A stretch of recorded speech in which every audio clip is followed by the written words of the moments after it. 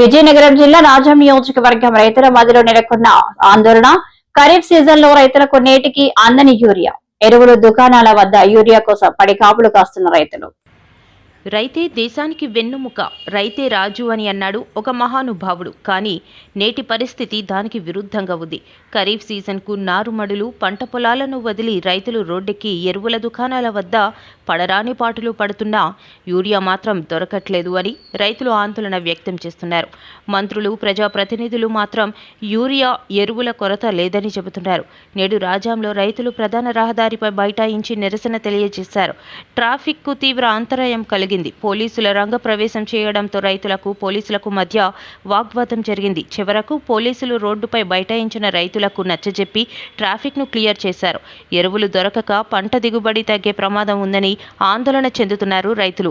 ప్రభుత్వం రైతుల కష్టాలను గుర్తించి సకాలంలో ఎరువులు అందించి ఆదుకోవాలని కోరుతున్నారు.